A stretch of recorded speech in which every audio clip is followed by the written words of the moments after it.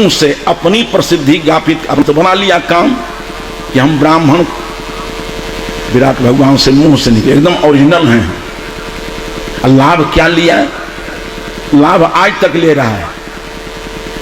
तुलसीदास जी ने उसका समर्थन किया। तुलसीदास जगह जगह इतनी आग उबल दिए हैं ना, जिस आग को बुझाना मुश्किल है।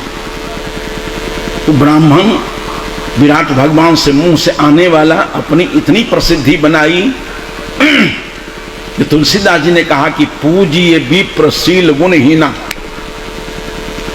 शील गुणहीन ब्राह्मण को पूजो। का शूद्र न गुण गण ज्ञान प्रवीणा। शूद्र के जीवन में अगर ज्ञान हो, विचार हो, आचरण हो, वो अपूज्य रहेगा।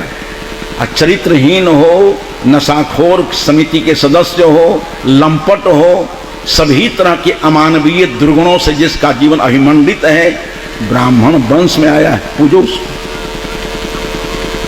ये अंधेर खाता आप लोग आज तक चल रहा है। एक दिन एक 6-7 वर्ष का बच्चा और उधर से एक 90 वर्ष का गैर ब्राह्मण आया। वो 6 वर्ष का लोहू का थुम्हा है, उसको कहता है कि प्रणाम देवता जी। और वो लड़का कहता है, वो 90 वर्ष के बूढ़ा है, कि जजमान जियो। कबीर साहब को सब बात बर्दाश्त नहीं। आज भी आप देख लो, गैर ब्राह्मण है जिसको संस्कृत से हिंदी में,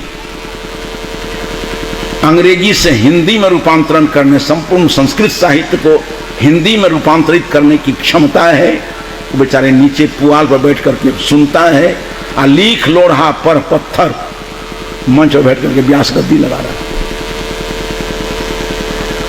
जिसको सुनने आता नहीं है वो सुना रहा है, जिसको सुनाने आता है पुआल बैठा हुआ। अंधेर खाता अभी तक चल रहा है, शुरू में बिगाड़ हुआ है। एक दिन कथा में कह रहा था आदमी कि किसी आदमी के यहां गौ है और पड़ोसी के यहां गदही है। और गौ ब्रह्मचारिणी है, कभी पाल खाती नहीं है, गर्भ धारण करती नहीं, दूध की कोई आशा ही नहीं है। और पड़ोसी के यहाँ गदही है, वो समय पर पाल खाती है, समय पर बच्चा देती है और 5 सेर दूध भी। तो समय से पाल खाने वाली, समय से बच्चा देने वाली और दोनों शाम दूध देने वाली भी गदही है। और गौ ब्रह्मचारिणी है जो गर्भ धारण नहीं करती है, बच्चा देने की संभावना नहीं है। पूजा किसकी होगी? दूध देने वाली गौ की कि दूध देने वाली गदही की कि दूध नहीं देने वाली गौ की? कहा नहीं, गौ की पूजा होगी। कहा उसी तरह से ज्ञानहीन चरित्रहीन ब्राह्मण है तो दूध नहीं देने वाली गौ की तरह है, और शूद्र जो है ज्ञान गुण विचार आचरण से पवित्र है तो दूध देने वाली गदही की तरह है। वो कभी उस गदही की पूजा नहीं हुई, शूद्र की पूजा नहीं। कितना बड़ा अन्याय हुआ समाज में। एक जगह इसलिए महात्मा गांधी ने एक बार कहा था कि तुम्हारे शरीर में कोई रोग लग जाए, प्रयास करो कि शरीर में रोग नहीं लगे, निरोग जीवन जियो। कदाचित शरीर में रोग लग जाए तो शरीर सावधिक 150 वर्ष तक रहेगा ये शरीर, तो दुर्गंधी 150 वर्ष तक न रहेगी जी। तो शरीर सड़ जाए तो कोई इतना हर्जा नहीं है, विचार को नहीं सड़ने देना। अगर विचार सड़ गया तो हजारों साल तक समाज को सड़ाता रहेगा, क्योंकि शरीर के प्रति अपेक्षा विचार का नित्यत्व अधिक। विचार सड़ गया आदमी का, जो विराट भगवान की और कोई काम विराट भगवान से आज तक नहीं हुआ है। बस एक ही हुआ, हवा महल तैयार, जो विराट भगवान के रूप खड़ा करके ब्राह्मण अपने को मुंह से निकाल दिया। आज तक दावी है कि हम खेत जोतने नहीं जाएंगे। हल जोतता है जी, एकदम मुफ्तखोर समिति का जटिल सदस्य है वो। हल नहीं जोतेंगे, भगवान के मुंह से आए हैं, ओरिजिनल हैं हम। हल चलाओ तुम, अन्न पैदा करो तुम।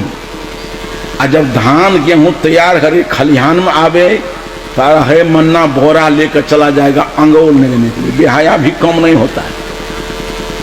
अन्न हम पैदा नहीं करेंगे, अगाऊ वाला धान चावल पहले चाहिए हमको। भैंस चराने नहीं जाएंगे, भैंस तुम चराओ, पोसर खोलो, लकवा लागो, तू जान। भैंस तुम चराने जाओ, खिलाओ तुम, दूध निकालो। हम ब्राह्मण हैं, दूध निकाल नहीं सकते हैं। और दूध निकाल दिया, औंट दिया, पौड़ दिया, और मोटका ऊपर का छाल ही ले ले, पहले दाखिल हो जाएगा। हैं? उत्पादन नहीं करेगा, उपभोग करेगा। दृष्टि को सही करके सोचिए, जहां उत्पादक घटिया होगा, उपभोक्ता बढ़िया होगा, उस समाज आज नहीं कल करवटचित हो जाने वाला है। लेकिन पहले भी इसने रास्ता साफ कर लिया कि हम तो ओरिजिनल, हमारी पूजा करना, हमारा प्रणाम करना, हमको खिलाना, दूध देना, नमस्कार आदर देना, बड़ी भूल हो गई शुरू में। विराट भगवान नाम की कोई चीज नहीं है। वेद में एक जगह आया है कि ब्राह्मण सहस्र शीर्षा पुरुष सहस्राक्ष सहस्रपात, ये सहस्र ग्रीवा वाला, सहस्र सिर वाला, सहस्र भुजा वाला जो विराट समुदाय है, ये विराट भगवान है। उसी का असर हम लोगों के जीवन में आज भी जहां तहां है। पंच लोग जहां उठते हैं, 5 आदमी, सहसा लोगों के मुंह से निकल जाता है कि पंच परमेश्वर यहां बैठे हुए हैं। इसी जन समूह को विराट भगवान लोगों ने कहा। अब विराट भगवान के मुंह से निकल गया, इसलिए ब्राह्मण हो गया वो। तो साहब कहा कि हम तो कम से कम अकेले हैं, अल्पमत में हम भले हो जाए, तुमको बहुमत में रहो, तुम सर्वसम्मत नहीं होगा, अकेले उसका विरोध करने वाले हैं। तो किताबी ज्ञान पर हमारा चिंतन वचन आचरण नहीं चल रहे हैं। मैं तहता निज आंखन देखी, इसी का असर गांधी जी पर था। कांग्रेस अधिवेशन हुआ कलकत्ते में, वहां लोगों ने प्रस्ताव लाया कि चंपारण में नीलहे लोग बहुत उपद्रव करते हैं भारतीयों के साथ, प्रस्ताव लाया जाए। गांधी जी ने कहा कि नहीं, मैं स्थिति को जब देख नहीं लूंगा तो प्रस्ताव नहीं लाऊंगा। उसी समय राजेंद्र बाबू की भी शिक्षा पूरी हुई थी, मीटिंग में वो भी भाग ले रहे थे। गांधी चले, गांधी जी के साथ हो गए राजेंद्र बाबू। बहुत लोग तो चला छूटा, रास्ते में रह गया, लेकिन तन मन धन से समर्पित हो गए राजेंद्र बाबू। उनके साथ साथ चले गए चंपारण। जब अपनी दृष्टि से घटनाओं को गांधी जी ने देखी, घटनाओं को गांधी ने देखा, तब तो वहां सत्याग्रह शुरू कर दिए। वास्तविक लोग उपद्रवकारी है, उपद्रव करता है। इसलिए कबीर के विचारों का असर गांधी पर था। कबीर ने कहा, मैं कहता तू कहता कागज लेखी, मैं कहता निज आंखन देखी, तेरा मेरा मनुआ एक कैसे होए। आइए, मैं कह रहा था कि संघ से हमारा कितना कितना बिगाड़ हुआ है। जिस समय हम लोग जन्म लिए थे, सभी लोग अपने शैशव काल को सोचें, आगे बढ़ने का प्रयास नहीं करें। आगे जितना बढ़ता जाओगे खतरा बढ़ता जाएगा। एक बार पीछे लौट करके देखो, सभी भाई बहन अपने जीवन के उपक्रम काल को देखो, जहां से हमारी उत्पत्ति हुई, जहां से हमारा उद्भव हुआ। जिस समय हमारा उद्भव हुआ उसमें हम लोग हिंदू थे कि मुसलमान। अगर हिंदू कहा जाने वाला परिवार समाज नहीं मिलता तो हिंदू होने का कोई संस्कार नवजात बच्चे के अंदर होता जी? संघ से ना आया, हिंदू हो गए।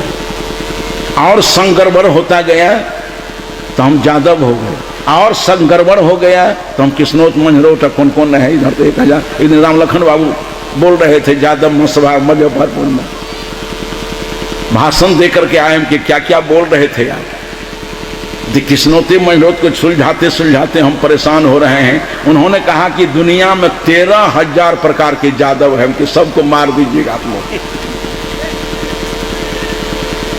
ताइए मैं कह रहा था, जिस समय हम लोग जन्म लिए थे हिंदू थे क्या? ईमानदारी से कहिए। अगर हिंदू कहने वाले परिवार और